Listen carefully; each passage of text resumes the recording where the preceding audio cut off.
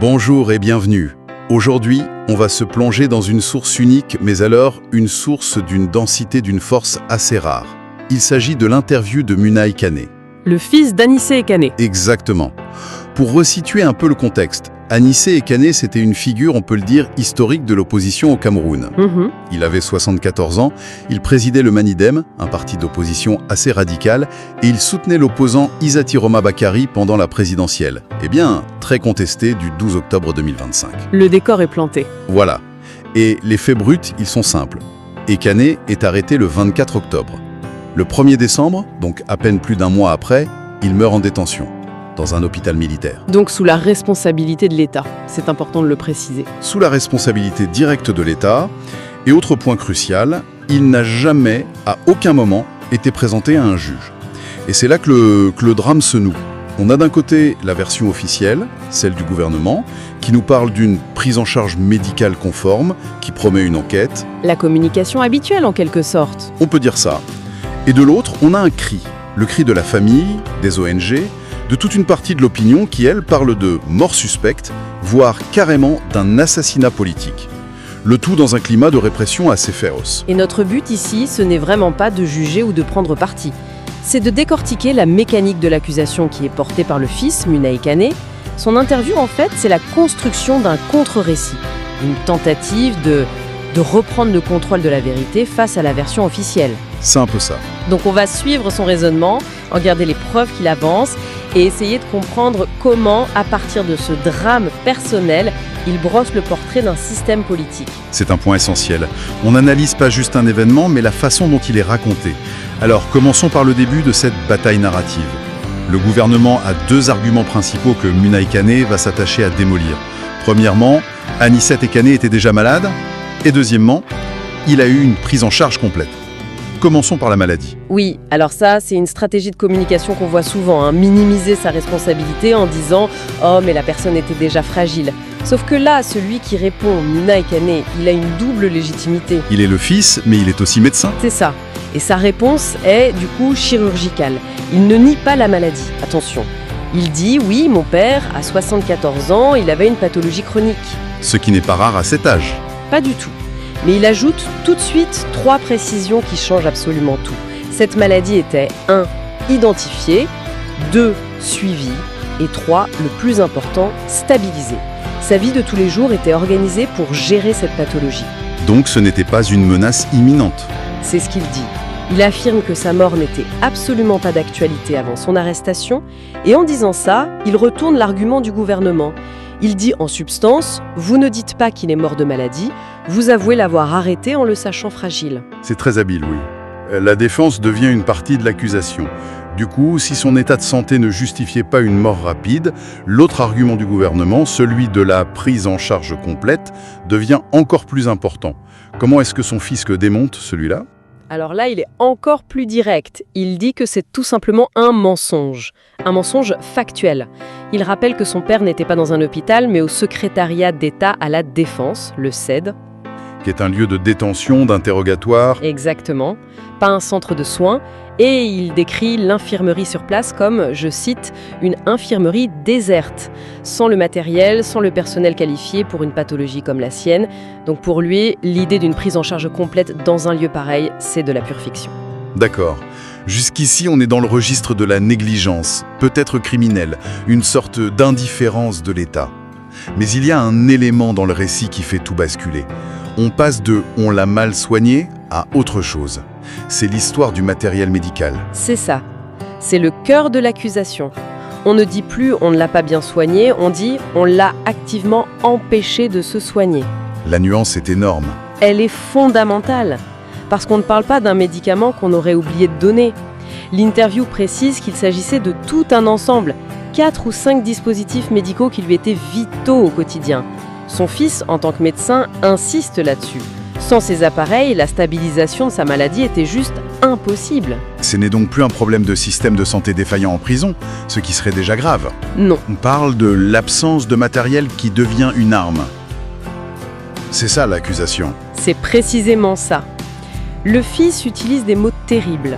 Il parle d'une mort lente et programmée. Et pour soutenir une accusation aussi grave, il ne se contente pas de le dire, il affirme que tout est documenté. Ah, ça c'est un point clé. Il dit authentifier des documents qui ont beaucoup circulé, notamment sur les réseaux sociaux. Les requêtes écrites des avocats, encore et encore, les demandes de la Commission des droits de l'homme, tout ça pendant plus d'1 mois. 1 mois où l'état de son père se dégradait. Et le détail qui est glaçant, c'est la chronologie. Le matériel, ils ne l'ont finalement donné que 3 jours avant sa mort. 3 jours avant. Oui, dans une sorte de panique de dernière minute. Pour la famille, cette chronologie, c'est la preuve d'un calcul. On le prive de ses soins, on le laisse s'affaiblir pour le briser. Ce qui explique pourquoi le fils utilise des mots aussi violents. Il ne dit pas « il est mort en détention ». Il dit, je le cite, « mon père a été tué » et même assassiné. Comment est-ce qu'il justifie ce saut, ce passage de la privation de soins à l'acte de tuer? Il le justifie en décrivant un processus, une succession d'étapes qui, mises bout à bout, constituent selon lui cet assassinat. La première étape, c'est le transfert, de Douala à Yaoundé. Ce n'est pas un simple trajet. Non, c'est 6 heures de route, de nuit, pour un homme de 74 ans qui est malade. Il est menotté aux pieds et aux mains, et, détail capital, il porte une cagoule. Mounaï Kane, le médecin, souligne que cette cagoule, ça a forcément diminué les capacités respiratoires d'un homme qui avait déjà des problèmes à ce niveau-là. Et il a un témoignage pour appuyer ça, ce n'est pas juste une supposition. Oui, et c'est ce qui rend ce passage très fort. Il cite Joe Kamchameni, un autre opposant, arrêté avec lui. Kamchameni est plus jeune, en bonne santé, et il a raconté qu'il lui a fallu 2 semaines pour se remettre physiquement de ce transfert. 2 semaines. Pour quelqu'un en pleine forme. Voilà. Et il ajoute cette phrase terrible « Je n'ose même pas imaginer l'impact que ça a dû avoir sur le vieux ». Ce témoignage extérieur, il vient renforcer l'idée que ce transfert, ce n'était pas une procédure de routine, c'était un acte d'épuisement. C'était donc la première étape de ce processus. Et les suivantes? La deuxième, c'est la détérioration de son état, qui est constatée très vite. Dès les premières visites au CED, la famille, les avocats, ils tirent la sonnette d'alarme. Ils le disent, ils l'écrivent, son état se dégrade. La troisième étape, c'est l'inaction totale face à ces alertes. On demande, on constate, et rien ne se passe. C'est là que la privation de matériel médical prend tout son sens. Et c'est la somme de tout ça qu'il résume par une formule qui fait froid dans le dos, un processus pernicieux et vicieux. C'est une accusation d'une gravité extrême. Organiser la mort d'un opposant de cette façon, de manière si calculée. La question qui vient tout de suite, c'est pourquoi? Quel serait le mobile? Le mobile, selon Mounaï Kane, est purement politique. Et il tient en un mot, l'intransigeance de son père. Il raconte que pendant la détention, il y a eu des, je cite, tentatives de négociation assidue de la part du régime. Des négociations liées. Oui. Et il donne une anecdote qui, si elle est vraie, est absolument stupéfiante. On aurait proposé un marché à son père. On te libère, mais en échange, tu restes silencieux. Reste calme une fois dehors, en gros. Connaissant un peu le personnage, on imagine que la réponse n'a pas dû être très coopérative. Sa réponse, ça aurait été un défi total. Il aurait dit « La première chose que je ferai en sortant, c'est une conférence de presse, ici, devant le portail du CED. » Ah oui, quand même. En disant ça, selon son fils, il ne refuse pas juste un marché, il signe son arrêt de mort. Ce refus se taire, cette promesse de continuer le combat, ça aurait, je cite encore, aggravé son cas. Il devenait plus dangereux dehors, même affaibli, que mort. C'est terrible, parce que ça veut dire que sa plus grande force, son courage, son inflexibilité, est devenue sa plus grande faiblesse dans ce contexte. Et son fils rapporte même des propos que son père aurait tenus juste avant de mourir. Oui, des propos qui résonnent comme un testament politique.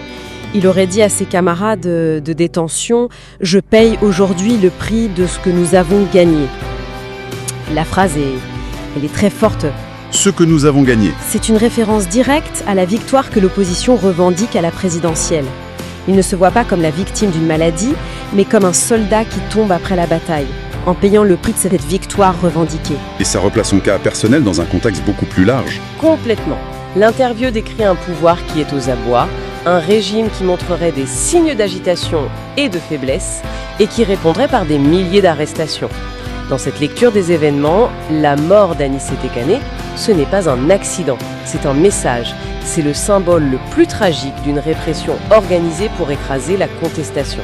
Et l'histoire ne s'arrête pas avec sa mort. On a l'impression que la bataille pour le récit, elle ne fait que commencer.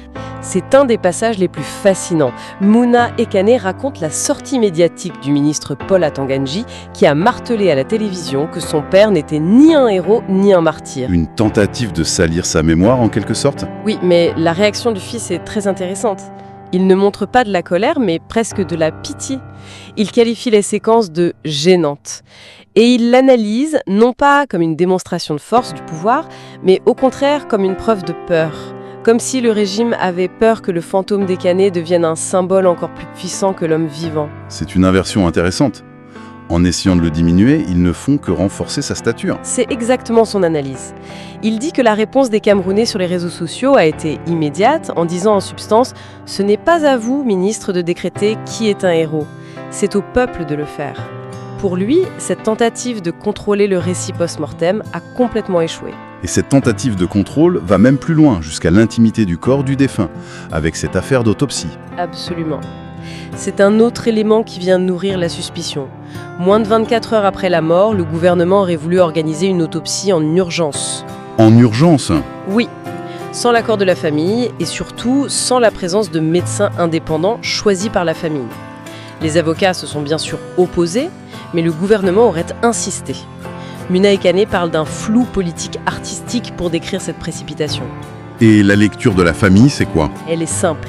Après avoir été accusé d'avoir causé sa mort, le pouvoir cherche à contrôler l'examen du corps pour potentiellement en effacer les preuves.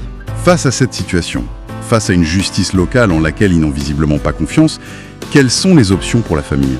Il se tourne vers le cas national. Mouna Ekane le confirme très clairement. Des poursuites judiciaires hors du Cameroun sont en préparation.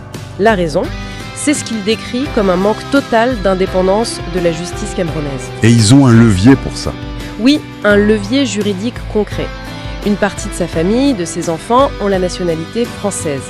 Et ça ouvre la possibilité de lancer des procédures en France, potentiellement au nom du principe de compétence universelle. Vous pouvez nous rappeler rapidement ce que c'est, ce principe ? Bien sûr. C'est un principe de droit international qui permet à un État, comme la France, de poursuivre les auteurs de certains crimes jugés très graves, comme la torture par exemple, peu importe où le crime a été commis et peu importe la nationalité des auteurs ou des victimes. C'est un outil juridique puissant pour lutter contre l'impunité, même s'il reste complexe à mettre en œuvre. Oui, et c'est un moment où le ton de l'interview change, devient plus intime. Son fils s'attache à peindre un portrait tout en nuances. D'un côté, il décrit un bon vivant, un homme qui aimait rire, qui aimait être entouré. Et de l'autre ? De l'autre, un homme avec une hygiène de vie quasi irréprochable. Ni alcool, ni tabac, un ancien sportif. Politiquement, le mot qui revient, c'est entêté. Mais dans le bon sens du terme, celui qui ne cède jamais sur ses principes. Et la caractéristique la plus importante qu'il met en avant, c'est son nationalisme, qu'il qualifie de transethnique. Qu'est-ce que ça veut dire ? Ça veut dire que dans un pays qui est souvent fracturé par les appartenances régionales ou ethniques, son père est présenté comme un homme dont le combat a toujours été d'unir, de dépasser ses clivages. Pour son fils, c'est ça, le cœur de son héritage politique. On sent aussi une dimension très personnelle, presque une confession, quand il aborde leur relation père-fils. C'est un passage très touchant. Il raconte avec beaucoup d'honnêteté que son père a toujours fait passer le Cameroun avant sa propre famille. Il admet que c'était très dur à vivre quand il était adolescent, mais aujourd'hui, avec le recul, il dit non seulement le comprendre, mais le respecter et même l'admirer. Et il fait un parallèle que je trouve saisissant. Lequel ? Il se souvient des luttes des années 90, de l'arrestation de son père quand lui était encore un enfant.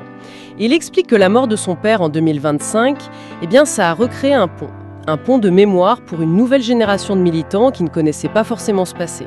La tragédie a en quelque sorte ravivé la mémoire. Donc, si on résume ce que cette source nous livre, on a le témoignage d'un fils, qui est aussi médecin, qui accuse l'État d'avoir sciemment organisé la mort de son père, une figure de l'opposition, par une méthode de privation de soins. Et il dit avoir des documents pour le prouver.